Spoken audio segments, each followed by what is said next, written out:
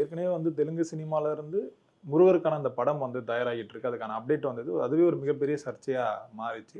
முருகர் வந்து இந்த வடநாட்டுல பிறந்தார்ன்னு சொல்லி போட்டிருந்தது வந்து பெரிய பேசும் பொருளா மாறிச்சு சார்.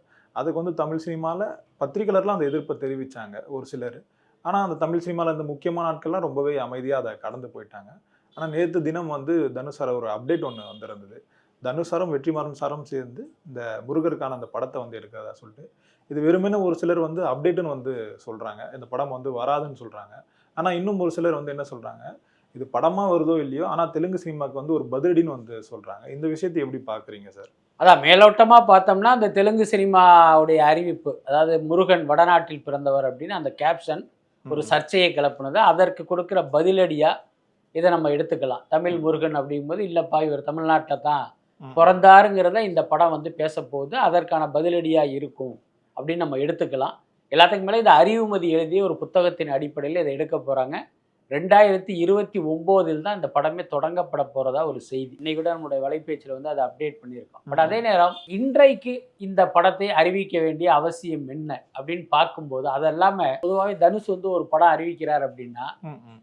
மக்களுக்கு அது தெரியலைனாலும் நீங்க இண்டஸ்ட்ரியில இருக்கிறவங்களுக்கு அது தெரியும். இவர் புரொடியூசர், அவர் டைரக்டருங்க, இவர் மியூசிக் டைரக்டர், அவர் ஹீரோயின்ங்கிற தகவல்லாம் சர்வசாதாரணமா இண்டஸ்ட்ரியில உள்ளவங்கலாம் ஷேர் பண்ணிக்குவாங்க. ஆனா ம். இந்த படத்தை பொறுத்தவரை தனுஷுடைய இந்த ப்ராஜெக்ட் குறித்து அவருடைய சகாக்களுக்கே தெரியாது. வெற்றிமாறனுடைய அசிஸ்டன்ட் டைரக்டர்களுக்கு இப்படி ஒரு ப்ராஜெக்ட் தெரியாது. அந்த அளவுக்கு ரகசியமாக தனுஷும் வெற்றிமாறன் மட்டும் பேசி பேசி இப்படி ஒரு ப்ராஜெக்ட வந்து அவங்க டிசைன் பண்ணியிருக்காங்க. ம். ம். அப்ப இவ்வளவு ரகசியமா இந்த படத்தை இப்போதைக்கு அறிவிக்க வேண்டிய அவசியம் என்ன? அப்ப இது சாதாரண படம் இல்ல. இதுக்கு பின்னால ஒரு அசாதாரணமான ஒரு காரணம் இருப்பதாக நான் நினைக்கிறேன். Okay, okay. அதுக்கடுத்து நீங்க கேள்விப்பட்டிருப்பீங்க.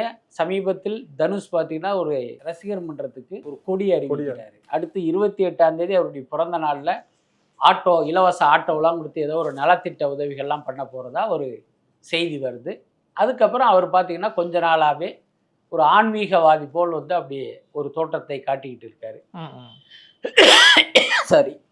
இது எல்லாத்தையும் தொகுத்து பார்த்தீங்க அப்படின்னா, இந்த படத்தினுடைய அறிவிப்புக்கும், இந்த சம்பவங்களுக்கும் ஒரு தொடர்பு இருக்கிறதா நான் நினைக்கிறேன். என்னன்னா, இவருக்கு அரசியலுக்கு வரணும் அப்படிங்கிற ஒரு எண்ணம் வந்திருக்கு. அந்த அரசியல் என்பது ஆன்மீக அரசியலாக இருப்பதற்கு வாய்ப்பு இருக்கு.